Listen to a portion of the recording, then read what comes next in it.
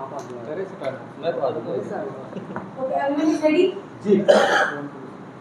परवीन जी, जो आज press conference करवाई जा रही है, किस उद्देश्य के साथ करवाई जा रही है? सबसे पहले तो मैं आए हुए सभी बंधुओं का बहुत बहुत साधुवाद और आपको बधाई देता हूं कि हमने 11 बजे का टाइम दिया था और 11:05 पे आप भी उपस्थित हैं और मैं भी उपस्थित हूं। ये हमारी प्रतिबद्धता जो टाइम को लेकर है, उसके लिए आप सभी साधुवाद के पात्र हैं। जो आज आप सबको यहाँ पर तकलीफ़ दी है, बुलाया है और आप सब पधारे हैं, आपका धन्यवाद भी है। निगम में दिन प्रतिदिन गतिविधियाँ करते हुए, निगम में लगातार काम करते हुए, अलग अलग पॉइंट्स पे कई बार क्या होता है कि हम लोग काम कर जाते हैं, कर रहे हैं और आप लोगों से इकट्ठे वार्तालाप नहीं हो पाती, तो उसी वक्त मान लो कुछ लोग उपलब्ध रहे तो उन्होंने अपनी वो वहाँ से जो भी कवरिंग है वो कर दी। तो मैंने ये सोचा कि आज जो है एक महत्वपूर्ण विषय पे भी बात करनी है और पिछला रिपोर्ट कार्ड भी आपके माध्यम से जनता के बीच में पहुंचाया जा सके। तो सबसे पहले तो मैं आपसे ये बताना चाहूँगा कि 26 तारीख को जैसे ही हमने कार्यभार संभाला, तो सबसे पहले हमारे सामने जो चैलेंज था, जब कार्यभार चुनाव जीतने के बाद और कार्यभार संभालने से पहले अधिकारियों से अनौपचारिक बातचीत में जब पता लगा कि यहाँ पे टेंडर का जो है एक्सटेंशन नहीं हुआ है, तो उसके लिए सीएम साहब से बातचीत करके जिस दिन हमने ओथ ली उसी दिन मैंने जो है अपने प्रयासों से उस टेंडर को एक्सटेंड करवाया। उसके बाद लगातार स्वच्छता अभियान पर काम करते हुए, और सौभाग्य हमारा कि मोदी जी का प्रोग्राम भी हमें उस दौरान मिला, बाबा साहब अम्बेडकर की जयंती भी बनाई, आदरणीय मोदी जी भी यहाँ पर पधारे और पूरे शहर में स्वच्छता के साथ साथ पूरे शहर को दुल्हन की तरह सजाया गया। और पूरे शहर में जो है, अगर मैं मुख्य बात करूं, सब जगह से कचरा हटाया गया, कचरा पॉइंट चिन्हित किए गए, उन पॉइंटों में बेंच लगाकर, फ्लावर पॉट लगाकर, ताकि दोबारा गंदगी ना हो, ये प्रयास किया गया कि दोबारा वो पॉइंट ना क्रिएट हो। और हम उसमें मेरे हिसाब से 100% हम लोग कामयाब हुए हैं कि दोबारा वहाँ पे कचरा पॉइंट क्रिएट नहीं हुए हैं। और कई जगह ऐसा देखा गया है कि उन बेंचों पर हमारे नागरिक जो वहाँ से गुजर रहे होते हैं, वो वहाँ पर बैठे हुए और आराम करते हुए भी मिले हैं। तो ये जो स्वच्छता को लेके हमने अभियान शुरू किया था, नागरिकों से मैं लगातार, हिसार शहर वासियों से लगातार प्रार्थना, अपील, निवेदन करता हुआ आगे बढ़ रहा हूँ कि वो अपना कचरा, घर का वेस्ट खुले में ना डालें। और लगभग हर जगह, पीछे कुछ नवरात्रों के उसमें जागरण वगैरह थे, हर जागरण में सबसे अपील की, प्रार्थना की और इस लोगों को मानना भी है। जहाँ जहाँ हमें कचरा पॉइंट दिखते थे, आज वो कचरा पॉइंट नहीं है। तो उसके लिए मैं हमारी जनता का भी हार्दिक धन्यवाद, साधुवाद देता हूँ कि उन्होंने जो है इस चीज़ को हाथों हाथ लिया और जो सहयोग की अपेक्षा मैंने की थी उससे बढ़ के सहयोग दिया। निगम के कर्मचारी, अधिकारियों ने भी पूरी तन्मयता के साथ, पूरी लगन के साथ, बहुत तीव्र गति से दिन रात एक करके सफाई व्यवस्था का काम किया। तो उसके लिए मैं निगम के कर्मचारी, अधिकारियों का भी साधुवाद करता हूँ, धन्यवाद करता हूँ। आप सब लोगों का भी बहुत सहयोग रहा, सहयोगी संस्थाओं का भी सहयोग रहा, जिन्होंने के इसमें अपना श्रमदान किया। बहुत सारी संस्थाएं इसमें आगे आई। तो उसमें, उस जो स्वच्छता अभियान में है, उसमें हमने एक बहुत अच्छी जो है एक सफलता प्राप्त की है। उसके बाद जो मैंने घोषणा की थी कि बेसहारा पशुओं को लेके डेली ऑपरेशन चल रहे हैं, रोज़ की 30-40 गौवंश को पकड़ा जा रहा है, उनको गौशाला भेजा जा रहा है ताकि वो वहाँ पर ठीक से रह सकें। इस अभियान में भी मैंने जो जनता जनार्दन से निवेदन की थी, और कल इसके विषय में मैं गौशाला वालों से और हरा चारा के जो विक्रेता हैं उनसे भी बैठक कर चुका हूँ। मेरा उसमें जनता से ये सहयोग की अपील की थी कि आप जो भी हरा चारा डालते हैं वो खुले में ना डालें, अपने आसपास गौशाला में डालें। हरा चारा जो विक्रेता हैं उनके पास एक गौशाला की गाड़ी स्थापित कर दी गई है, अगर कहीं नहीं हुई है तो वो आज तक हो जाएगी।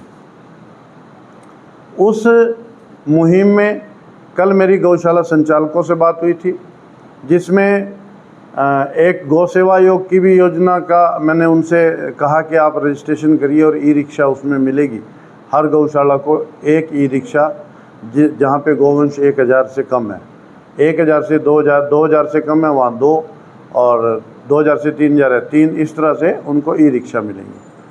और वो उसके माध्यम से भी जहाँ हरा चारा जो विक्रेता हैं वहाँ पर वो अपनी गाड़ी लगाएं, और जो है जो भी दानी सज्जन हरा चारा का दान करता है वो सीधा गौशाला की गाड़ी में जाए।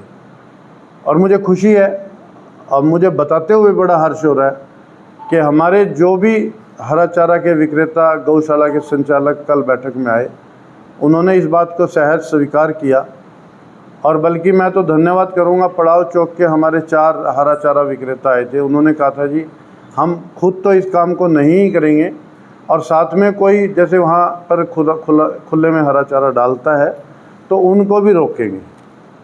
शहर में स्वच्छता के लिए, सफाई के लिए कुछ चीज़ें, ये इस तरह के छोटे छोटे प्रयास जनता के सहयोग से जब मिलेंगे तो हम लोग शहर को अपना स्वच्छ शहर बना सकेंगे, एक आदर्श शहर बना सकेंगे। उसके बाद एक मुहिम और छेड़ी गई, जो कि अभी परसों ही हमने उसको शुरुआत की है, कि शहर को गड्ढा मुक्त बनाना है। शहर को गड्ढा मुक्त बनाने के लिए मैंने जो घोषणा की थी, उसके लिए एक व्हाट्सएप नंबर जारी किया गया था। लगभग 100 के आसपास उसके गड्ढों की हमारे पास फ़ोटो और एड्रेस आ चुके हैं।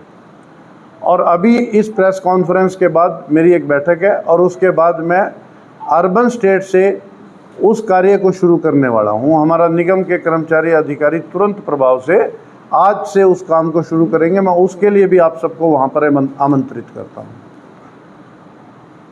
ये सारा रिपोर्ट कार्ड जो भी यहाँ पे चल रहा है, पानी की बीच में काफ़ी समस्या रही, अब उसमें मैंने स्वयं प्रयास करके इरिगेशन विभाग से बातचीत करके 2 दिन के लिए एक्स्ट्रा पानी छुड़वाया था, 2 या 3 दिन के लिए। वो प्रयासों से संभव भी हुआ, और वो पानी यहाँ के जलघरों में आया भी है, जिससे जो बहुत ज़्यादा टैंक सूखने की अव्यवस्था सी हो गई थी, उसमें भी जो है हमें राहत मिली है। फिर भी कई जगह पानी कम देने की वजह से या प्रेशर कम होने की वजह से जहाँ पानी नहीं पहुँच पाया, वहाँ स्वास्थ्य विभाग ने, कुछ समाजसेवी संस्थाओं, रोटरी क्लब ने व अन्य संस्थाओं ने मिलकर टैंकर भी उपलब्ध करवाए हैं, ताकि सामान्य नागरिक को किसी भी तरह से किसी तरह की कोई परेशानी ना हो।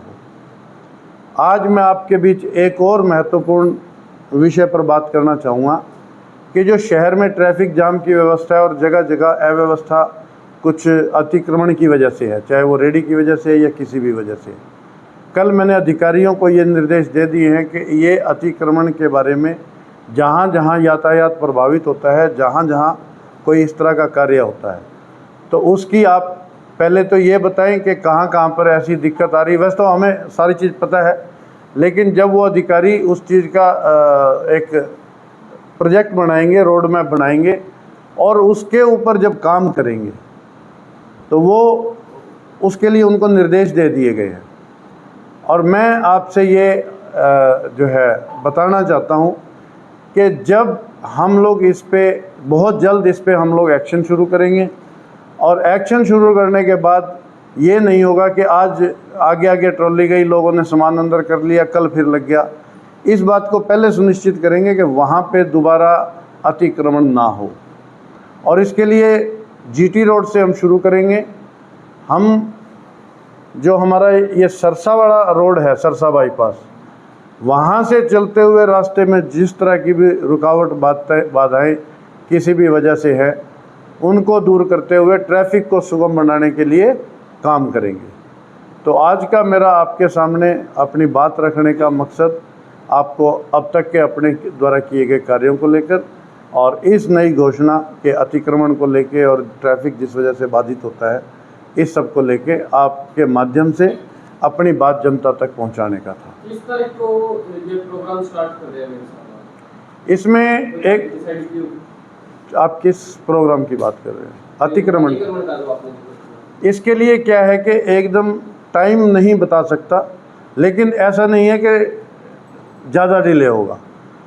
5-7 दिन में इसको जो है हम लोग एक बारी एक्शन प्लान आ जाए, एक बारी अधिकारियों का मेरे पास आ जाए, उसमें जो सुधार करना होगा, जिसमें जनता की परेशानी कम से कम हो, वो सारी चीज़ें देख के उस पर एक दोबारा बैठक 2-4 दिन में ही करके, और मुझे ऐसा विश्वास है कि हम 1 सप्ताह में इस काम पे आ जाएंगे। आपने अभी जो तस्वीर बताई हकीकत उससे बिल्कुल अलग है। डंपिंग स्टेशन की बात कर लेते हैं, आपने कुर्सियां बहुत खूबसूरत लगा दी लेकिन वो टूटना शुरू हो चुकी है, गमले टूटने शुरू। कोई बात नहीं। सुने एक, और वहाँ पर जो लोग आप कह रहे हैं कि बैठ रहे हैं, लेकिन वहाँ पर इस मौसम में धूप के अंदर बैठना संभव नहीं है क्योंकि वहाँ कोई शेड की व्यवस्था नहीं। कोई बात नहीं।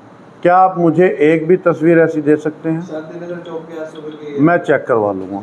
दूसरी बात, एक मिनट, आप इनकी बात का जवाब दे दो। दूसरी बात, जो गर्मी आ गई, ये तो देखो मौसम का वो है, लोग सुबह सैर को भी जाते हैं, शाम को भी सैर को जाते हैं, तब भी बैठ सकते हैं, और गर्मी जब कम होगी तब भी बैठ सकते हैं।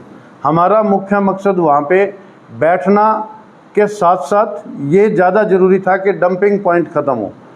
जो डंपिंग पॉइंट आप कह रहे हो, कुर्सी टूट चुकी है, लेकिन डंपिंग पॉइंट तो इकट्ठा नहीं हुआ ना।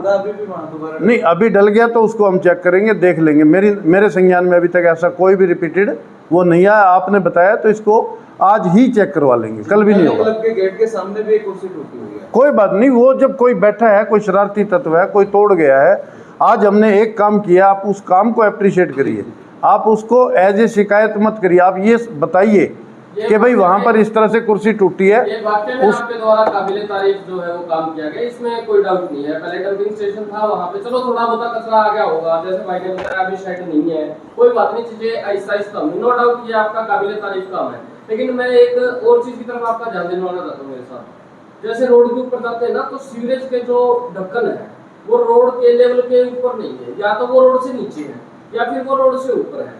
जैसे ही उसके ऊपर जाएंगे तो वहां पे बहुत ज्यादा खतरा रहता है सर एक्सीडेंट का होने का, ये शायद आप भी जानते होंगे। दूसरा, इनविजिबल गड्ढे भी हैं। आपको ये इनविजिबल गड्ढे कौन से हो गए?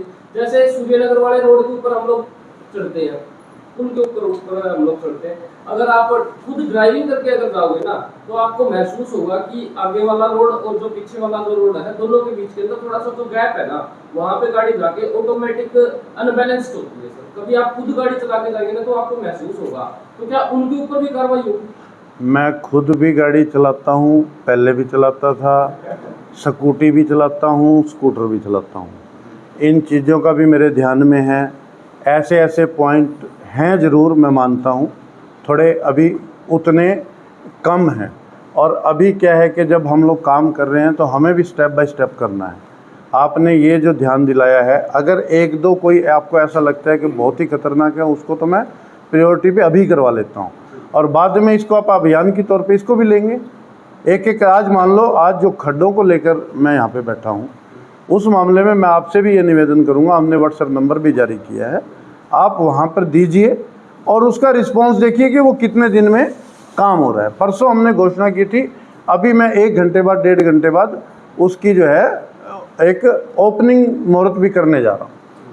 ये है आपने अतिक्रमण आप कह रहे हैं एक्शन मोड रहता है, बट फिर 10-15 दिन बाद फिर वही अतिक्रमण होता है। जी, मैंने पहले आपको यही बात कह दी है कि एक बारी जहाँ से सफाई होती चली जाएगी, दोबारा किसी को वहाँ टिकने नहीं दिया जाएगा। प्रवीण जी, आप चुनाव जीतने के बाद सीधी घाट बस्ती में गए थे। हाँ जी। वहाँ सभी लोगों से आपने मिले। आज तक जितने पे मेयर आए, पुरानी सब्जी मंडी वाले रोड से लेके और इस एरिया का जो है, आज तक एक रोड ब्लॉक रहा है, पूरा ब्लॉक रहा है, आज तक कभी जो अतिक्रमण कभी भी नहीं हटवा पाए। तो क्या आप हिम्मत करेंगे या मतलब कोशिश करेंगे? मैं मेरे शहर को आदर्श शहर बनाने के लिए, साफ़ सुथरा बनाने के लिए कुछ भी करना पड़ेगा, मैं करूँगा। मेयर सर, आपने कहा कि लगातार पशु पकड़ो अभियान जारी है, कोई तारीख बता सकते हैं, कोई महीना कब तक जो है पशु मुक्त हो जाए? ये एक एंडलेस प्रोसेस है। इसमें क्या है कि बहुत सारा गोवंश जो है गांव से आ जाता है, जो मुझे बताया गया, तो वो एक बारी क्या है कि थोड़ी सी स्पीड पकड़ के यहाँ से सफाई करके और फिर उसके बाद ये रहेगा कि अगर कोई 10, 20, 30 आते भी हैं, ये एक तो अभियान रोकने नहीं देंगे जब तक कि, अगर मान लो आज हमारी जो स्पीड है ऑन एन एवरेज 25 से 30 गोवंश को डेली पकड़ा जा रहा है, इतनी हमारी टीम की कैपेसिटी है। अगर मान लो यहाँ पर 10 दिन में ख़त्म हो जाएगा, 20 दिन में ख़त्म होगा, महीने में ख़त्म हो जाएगा, तो उसको उस हिसाब से महीने बाद इसका रिव्यू करके या 15 दिन और बाद रिव्यू करके अगर स्पीड बढ़ानी पड़ी तो वो बढ़ाएंगे। प्रयास ये रहेगा कि जल्द से जल्द जो है हम गोवंश को गौशाला में भेज दें। जो लोग खुले में हरा चारा डालते हैं, गली मोहल्ले में डालते हैं, अगर वो नहीं माने तो क्या उन पर कार्रवाई भी हो सकती है? जब मैं इतनी मेहनत कर रहा हूँ, इतना कुछ कर रहा हूँ और किसी एक आधे व्यक्ति नहीं मानेगा, वैसे तो मैं आपको बताऊँ इसमें कोई वो नहीं है। मेरा जो पर्सनली एक्सपीरियंस रहा है, जब